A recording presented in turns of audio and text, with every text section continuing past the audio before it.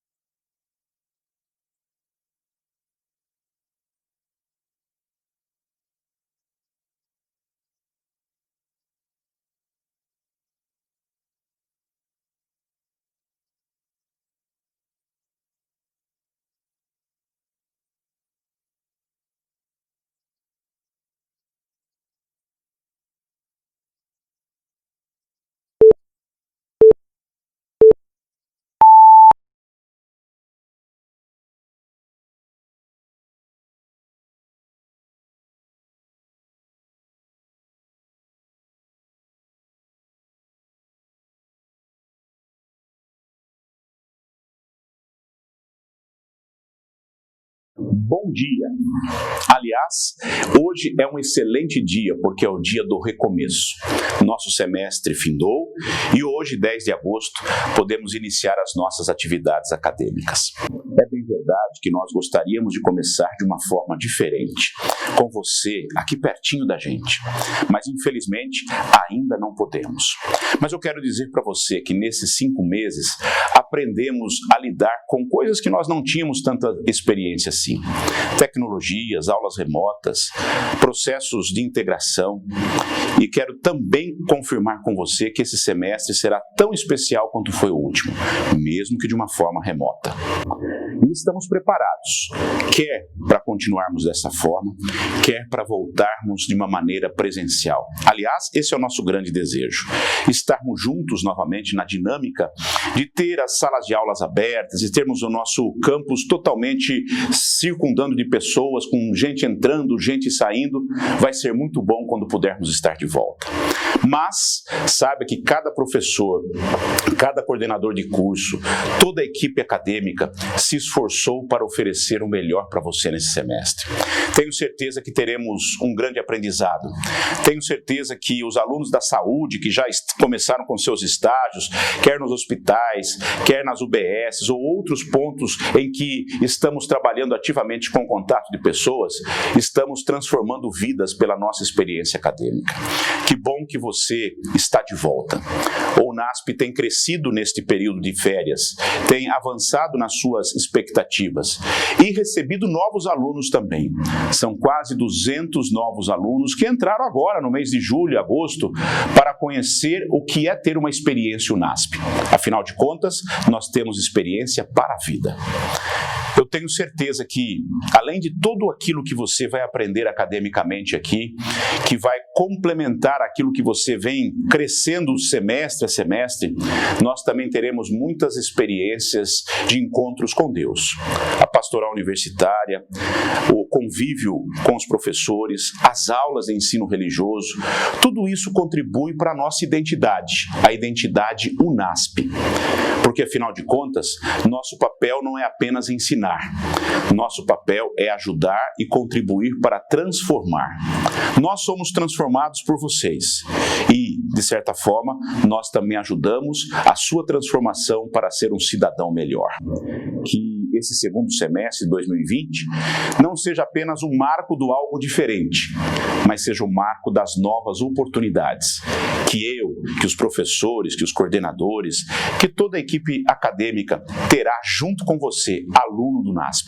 Afinal de contas, juntos somos mais fortes, juntos vamos mais longe e nós queremos sempre ir mais além. Um bom retorno do semestre para todos nós.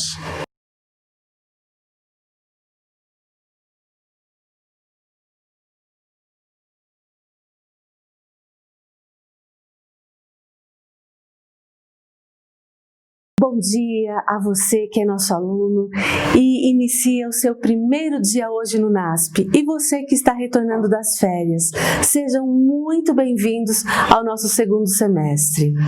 Como vocês sabem, a missão do NASP é educar no contexto dos valores bíblicos cristãos para um viver pleno e para a excelência no servir. Mesmo que o mundo tenha mudado tanto, algumas coisas não mudaram.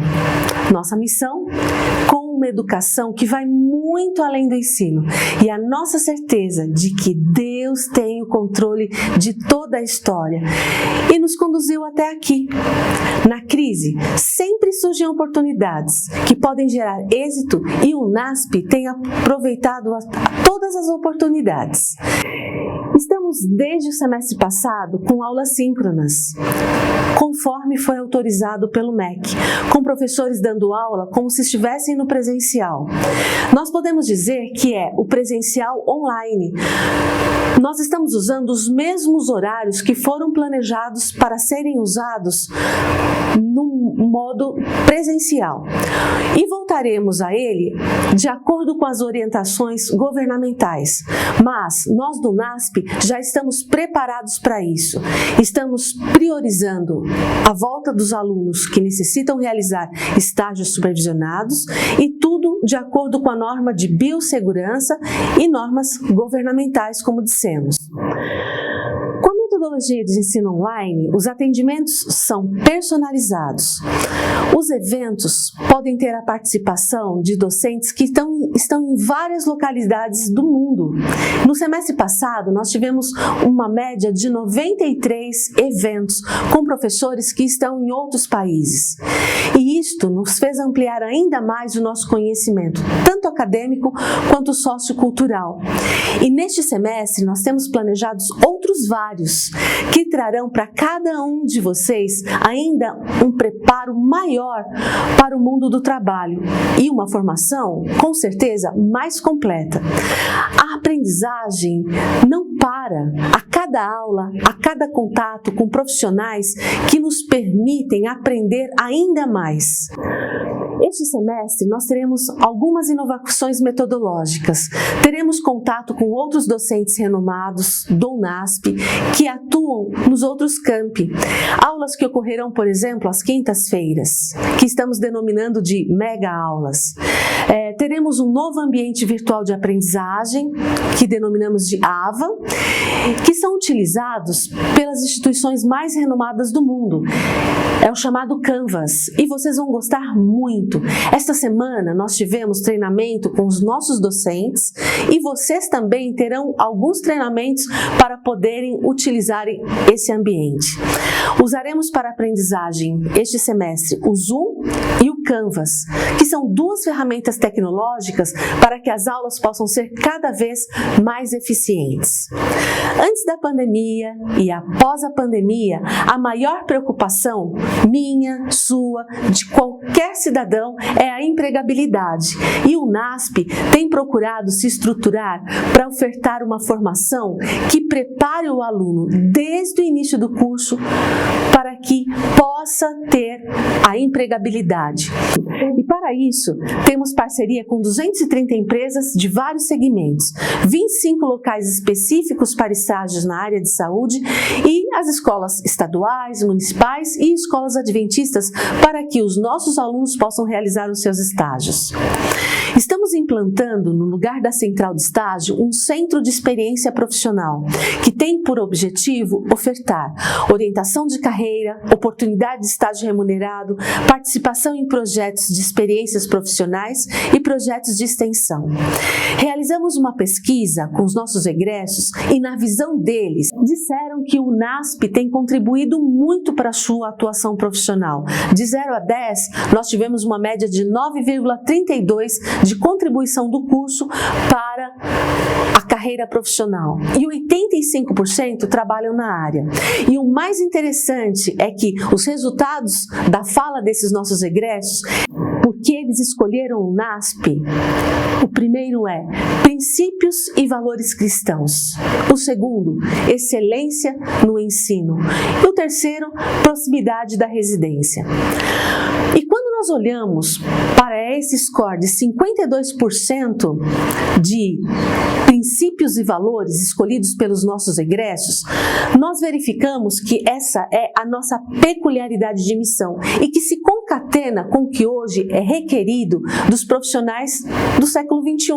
Uma formação integral com um excelente desenvolvimento de soft skills, habilidades de relacionamento, de adaptabilidade que vai além da competência técnica. E isso é o que a formação pelo NASP proporciona. Nesse semestre, nós vamos aproveitar ao máximo para desenvolver nossa capacidade de autoaprendizagem, do aprender a aprender, desfrutando do melhor que os professores têm a oferecer. Nosso corpo docente é muito bem preparado. Mais de 80% são mestres e doutores. E agora, com essa oportunidade de aprendizado online, com o uso da tecnologia, nós vamos ampliar ainda mais essa troca de experiências entre docentes, entre discentes.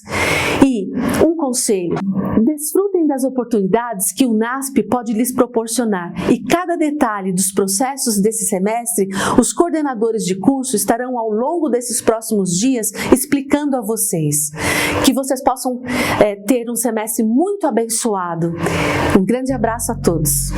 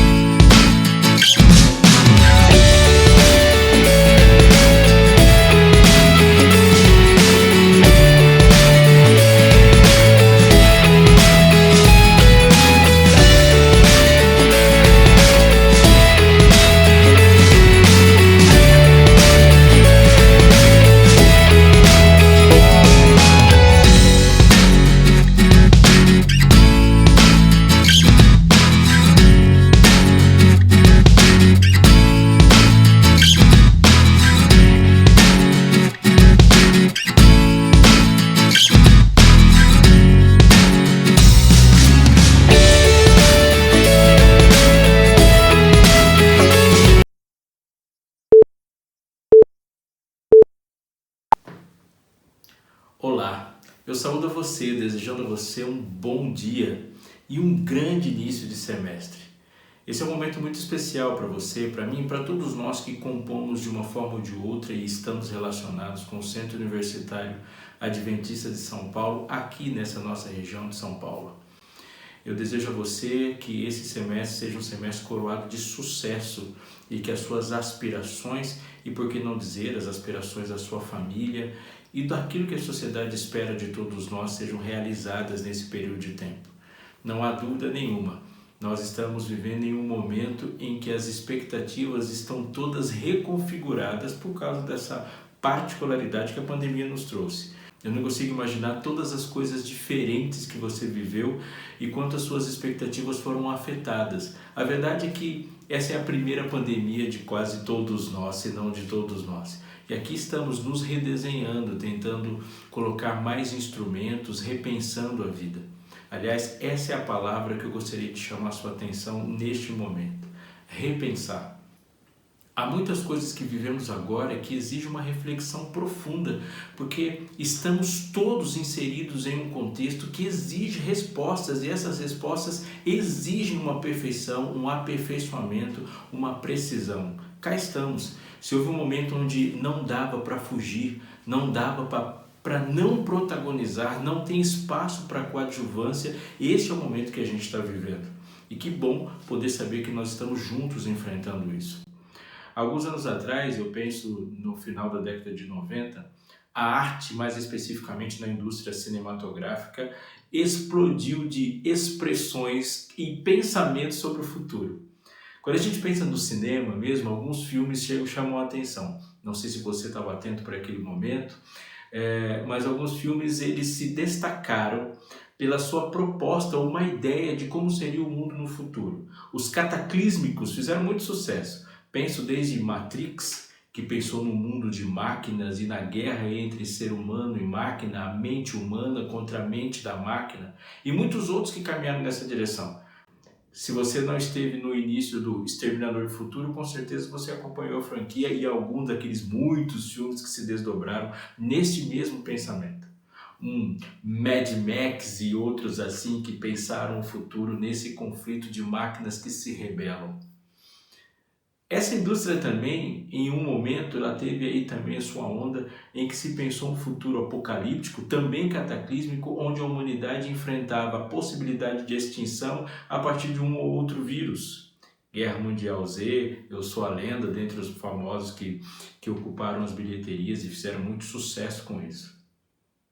Aqui estamos em 2020. A indústria não parou de fazer filmes onde homem e máquina se enfrentam, e muito menos quanto a gente enfrenta a extinção da espécie, com um certo país protagonizando ali essa liderança contra a extinção da espécie, que a gente pode ver que na vida real não é bem assim. Mas em 2020, eu e você vimos desde março até agora uma coisa interessante que surpreenderia os autores desses filmes. o homem enfrenta um vírus? Estamos bem longe de pensar num momento de extinção. Longe disso, nós vamos enfrentar o vírus e vamos vencer. E temos muita esperança disso e avançamos muito, mesmo com as dificuldades que ele nos impôs. A verdade é, porém, que estamos enfrentando um vírus que ameaça muita gente. Aqui no Brasil estamos contando com mais de 100 mil mortos, com muita tristeza. Mas dos mecanismos, uma das ferramentas mais e mais poderosas no combate a esse mesmo vírus é exatamente as máquinas. Hoje eu estou aqui, você está aí e nós estamos dentro da possibilidade de ter uma aula, por exemplo, a partir dessas máquinas, com celular, um computador, esse software que a gente usa. O vírus, de fato, está enfrentando um inimigo que nenhuma outra pandemia enfrentou na história. A internet, o uso das máquinas, que muito longe de serem um mecanismo de rebeldia, tem sido um mecanismo também de combate a um grande problema que a gente enfrenta, que é a pandemia. Mas pensando nesse contexto diferente, estranho, que surpreenderia os espectadores ou aqueles que se projetaram, os futuristas do passado, aqui estamos pensando em coisas e vieram à tona coisas que não imaginávamos que iríamos discutir com tanta frequência e que vieram à tona com muita força mesmo. Eu te provoco a pensar que a pandemia não colocou a máscara em todo mundo, ela tirou muito mais máscaras do que pôs. Quantas coisas foram reveladas nessa pandemia? A verdade é que, com a escassez, seja lá do que for, a humanidade tende a arrefecer a sua rivalidade. É assim há séculos, milênios, quando o alimento falta, quando o espaço falta, quando a moradia falta, quando a escassez de coisas, a carestia atinge muita gente, nós começamos a ficar muito mais competitivos e o que existe de pior na humanidade vai vir à tona. Portanto, nesse momento, discutir direitos é discutir direitos num nível de complexidade e de periculosidade diferente de se discutir antes. Discutir políticas de ação afirmativa nesse momento é muito diferente. Discutir auxílios ou um assunto em questão aí, a renda mínima, discutir distribuição agora tem um tom muito mais complexo, porque é distribuir o pouco. A pandemia nos fez pensar nesse sistema com mais profundidade que a democracia. É verdade que aqui no Brasil a gente está discutindo democracia há algum tempo. E é verdade também que, se pensar no Brasil, a nossa experiência democrática é muito curta. E agora eu queria te chamar a atenção para alguns elementos a partir disso. Primeiro, a partir do que eu falei. Democracia é um sistema complexo e absolutamente cansativo. É cansativo em essência e devido fundamentalmente às pressuposições ou às promessas que a democracia faz. A democracia pretende igualdade e liberdade. A democracia pretende uma igualdade jurídica. A democracia pretende um mundo onde um governo representativo, ou o demos dentro do Kratos, nessa esfera dessas quantidades e nas relações entre povos e nas múltiplas relações de poder. As pretensões da democracia a fazem, em essência, extremamente cansativo, e qualquer pessoa que quer viver um processo democrático deve estar preparado para o cansaço. E parece que nem todos nós estamos assim. Portanto, é necessário que alguém lembre o mundo e este país, esse pedaço do mundo, de que devemos sim estar prontos para ser perseverantes no processo democrático. Pensando nesse processo aqui no Brasil, também se deve considerar que nós estamos nos cansando com um tempo muito curto. Para a gente pensar, nós temos uma experiência com escravidão incomparavelmente superior à nossa experiência democrática. Do meio do século XVI até o final do século XIX, a gente experimentou no Brasil uma escravidão legal. Agora, quanto tempo a gente teve de fato de experiência democrática, ou qual geração vivida no Brasil teve o seu momento de maioridade, no mínimo, todo vivido na experiência democrática? Só de pensar nisso a gente já entende o quanto isso é complexo para o Brasil. Temos pouca experiência com democracia e pouca paciência com a democracia. Democracia é complexo, democracia é cansativa, democracia se pretende coisas que exigem esforço de todo mundo. Mas já que nós estamos falando de democracia, também é necessário lembrar nesses processos democráticos algumas coisas para a nossa reflexão. Estamos vendo também nesse fenômeno geracional um ranço com instituições. E você deve parar e pensar seriamente nisso enquanto eu e você nos posicionamos quanto às instituições. De um tempo para cá, os aspectos, as características institucionais e a maneira como a imagem das instituições tem sido construídas diante de uma nova geração, da qual você faz parte integralmente. A imagem das instituições diante de uma geração em especial tem sido construída de forma muito desgastada e a resposta a esse desgaste pode ser perigosa. Por que eu digo isso? Porque não se faz democracia sem instituições. Eu não estou falando apenas da relação tripartida institucional de poder executivo, poder legislativo e poder judiciário. Obviamente que na democracia representativa, republicana, tripartida, conforme eu disse que nós estamos experimentando, isso é de essencial importância. Mas para que a sua voz, por exemplo, seja ouvida, ela é mais poderosamente ouvida quando você a fala ou a expressa de forma organizada. Só um exemplo. Se você pegar 500 soldados anões, enfileirados, organizados, liderados, com foco, uma crença e um objetivo preciso, eles são muito mais eficientes e capazes de alcançar um objetivo de você colocar 5.000 gigantes, cada um dando tiro para cada lado. Sociedade civil organizada é, em essência, um fundamento para que a democracia exista. Um sistema democrático envolve igrejas agindo democraticamente, escolas privadas ou públicas agindo democraticamente, grupos de moradores, grupos que organizam a voz de minorias, por exemplo, ou grupos que não têm tanto acesso ou desprivilegiados. A democracia da rua se faz muito mais efetiva quando essa rua tem uma voz, essa voz se faz em organizações. É importante também lembrar que são as instituições, as organizações democráticas que dão o pêndulo da inteligência da democracia. Seria uma ilusão pensar que todos, egoístas como somos, ao citar pelo menos alguns filósofos que pensaram sobre isso. E lembre-se disso, nem todo tempo as pessoas ou as organizações são contra você. As pessoas não são contra nós, elas são somente a favor delas mesmas. No lugar onde mais de 200 milhões de pessoas estão lutando a favor de si mesmos, seria uma ingenuidade pensar que organizadamente o fazer democrático vai acontecer. Portanto, repito, são as instituições que dão inteligência ao exercício democrático. A inteligência de filtrar demagogias na base de um partido. A inteligência de saber o peso e o contrapeso das relações entre os poderes e colocar e filtrar, conseguir dar compreensão e voz e inteligência no diálogo entre todos os elementos complexos da democracia. Democracias necessitam de instituições funcionando harmonicamente, funcionando ativamente, de maneira que a sua voz, junto com outras vozes no bem comum, sejam ouvidas, sejam efetivadas e o saber e o fazer democrático se encontrem. Mas eu preciso também, nessa manhã, te chamar a atenção para mais uma coisa. Nós estamos vivendo um fenômeno que tem afetado diretamente o processo democrático. Eu estou falando de redes sociais. O que as redes sociais efetivamente fizeram? Deram voz.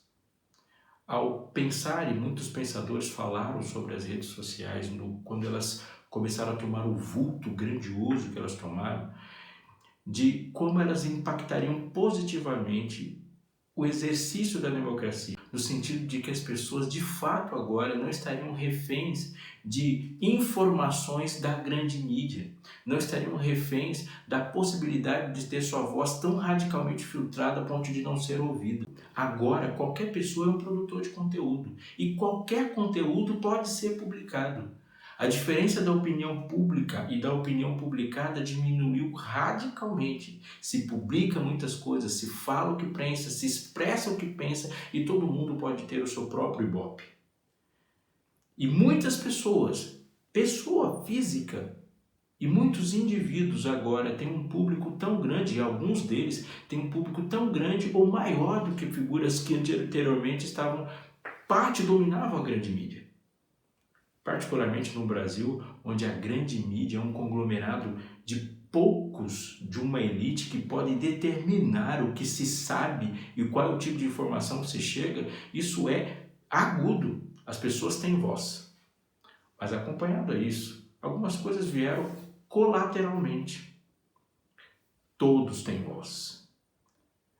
Há um tempo atrás, Umberto Eco, ensaísta italiano, um grande pensador, falando que a gente está agora refém de uma maioria, e a expressão que ele usou foi idiota, foi fortemente atacado por isso. Mas pensando na idiotice, no sentido filosófico, político da questão, há algo a se pensar sobre isso. Qualquer um de nós pode se tornar alguém incapaz de dar uma opinião porque a quantidade de opiniões cresceu em um mundo de especialistas. Portanto, qualquer um de nós é um não especialista em qualquer coisa ou em alguma coisa. Portanto, qualquer um de nós é um não especialista em alguma coisa, mas a maior parte de nós dá opinião sobre todas as coisas. Eu posso ser um intelectual e ser considerado um idiota quando dou uma opinião não embasada a partir ou onde a minha especialidade, a minha expertise não atua. Mas é exatamente isso que está acontecendo? Vamos pensar. A quantidade de pessoas que ultimamente no Brasil falou sobre o remédio para a cloroquina é muito maior do que a quantidade de médicos ou farmacêuticos. A quantidade de pessoas que falaram no Brasil se houve ou não um golpe em 64 foi muito maior do que historiadores. Ou a quantidade de pessoas que falou que a deposição ou o fim do governo Dilma foi um golpe ou não, foi muito maior do que cientistas políticos.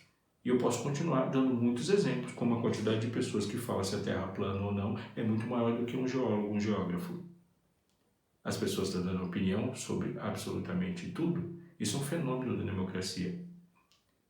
Se isso não bastasse, há que se pensar que a quantidade de pessoas publicando conteúdo é grande. Considere. Mas a quantidade e a diversidade do conteúdo incrivelmente não é grande. Ou seja, muitas pessoas estão dizendo, mas uma quantidade bem pequena de pessoas estão determinando o que dizer. Não há dúvida, isso é um desafio democrático. Ao se pensar desde a saída do Reino Unido da União Europeia, a eleição de Donald Trump, a eleição de Jair Bolsonaro no Brasil e alguns fenômenos que têm acontecido, têm colocado as redes sociais e os poderes que atuam na rede social, e não é só do usuário, em uma questão muito importante, de maneira que eu e você temos que nos posicionar hoje, porque estamos dentro de um mundo do saber. E é no saber que a gente tem que se concentrar, porque aqui estamos falando do nosso exercício. O que tem acontecido, e você deve pensar sobre isso, é que a quantidade de opiniões ela está democratizada. Podemos dizer democraticamente que todos têm o direito de dar as suas opiniões.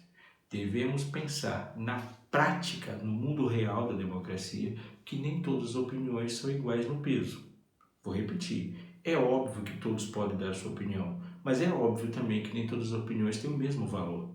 Há que se haver uma hierarquização das opiniões. E hoje estamos pensando seriamente como que isso se faz. Quem determina qual é o valor que cada opinião emitida adquire?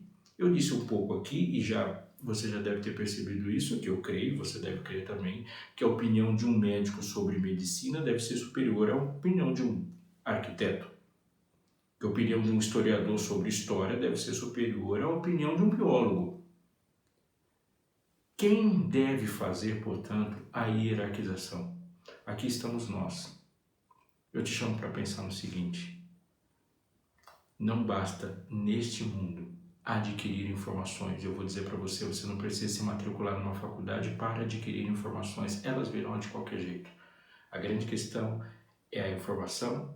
Superior a isso é a qualidade dessa informação E superior a isso, está você e eu determinando que as pessoas que vão adquirir mais importantes daqui para frente são aquelas que adquirem e desenvolvem compreensão, mais do que informação. Porque a compreensão faz que na sua mente aconteça a hierarquização das opiniões. Isso é fundamentalmente necessário. Isso é fundamentalmente necessário no exercício da democracia. Não há nenhuma possibilidade de haver democracia sem um saber, sem a compreensão e sem uma forte determinação na crença que envolve o outro. Quando a gente tira o outro como valor no processo democrático, a gente substituiu uma proposta de governo que deveria tirar um tirano para uma proposta de governo onde os tiranos se multiplicam aos milhões. O outro é fundamental no processo democrático. O tipo de crença que se desenvolve sobre o outro, sobre o valor do outro, como se relaciona com o outro, mais do que pensar em direitos humanos, pensar na aplicação material desse direito, é de extrema importância para sabermos se amanhã teremos uma democracia ou teremos uma completa barbárie, um caos. O saber democrático é genético à democracia. Democracia nasce num contexto de iluminismo. É no iluminismo, é na revolução do pensar, do saber, do raciocinar autonomamente, aquele que combate o obscurantismo, que combate uma subserviência intelectual para que o homem autonomamente pense, adquira informações e adquira compreensão. É neste contexto que nasce a democracia. Democracia sem acesso ao saber, sem a manipulação, a compreensão e a instrumentalização do saber, simplesmente não vai acontecer. Qual é o meu papel e o seu nesse processo? Adquirir compreensões, manifestar compreensões e tornar caras as nossas opiniões. Minha pergunta a você: quanto vale a sua opinião? Quanto vale a sua opinião nas redes sociais? Qual é o valor que você mesmo dá à opinião que você emite naquela timeline? Porque lá, naquela timeline, você não é apenas um consumidor. Você é produto. Porque muitas pessoas com muito poder estão interessadas nessa sua opinião para saber com precisão como oferecer algo para você com a maior capacidade e possibilidade real de você se tornar um consumidor.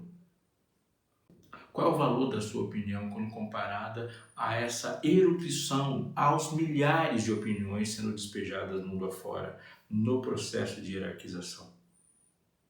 Amigo, saber, compreender, executar e comprometer a opinião ao valor que se dá a ela dentro da ética do ser é também elemento constituinte fundamental de um mundo democrático possível. A sua opinião está diretamente relacionada ao valor que você dá à possibilidade das pessoas emitirem opiniões. A sua opinião, quando associada ao preço que você está disposto a pagar pelas suas crenças e viver nas suas crenças,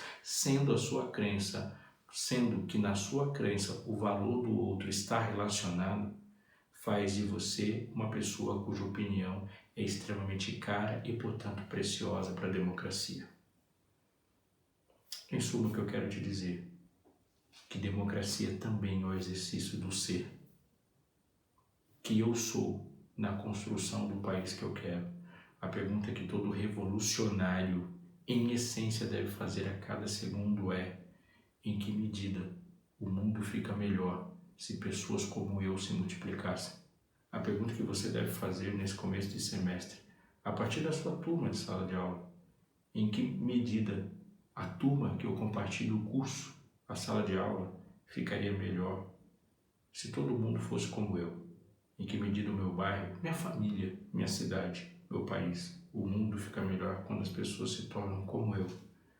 Em que medida a maneira como eu abro a boca, como eu me expresso, como eu me posiciono e como eu coloco a minha relação com o coração dos outros nesse posicionamento, tem feito que o mundo de fato ao meu redor, o mundo ao alcance dos meus olhos tem melhorado. Será que eu tenho mesmo obrigação, você pode estar perguntando, de melhorar de fato o mundo ou só melhorar o meu mundo? Essas grandes questões, quando ignoradas, podem fazer do mundo um colapso. Pode ser que você, dentro da sua casa, tenha preocupações reais e imediatas com uma doença para lidar. Mas quando eu ignoro problemas grandes, isso faz com que eles cresçam de maneira que cada um, dentro dos seus pequenos problemas nas suas casas, sejam solapados pelos problemas que varrem todo mundo.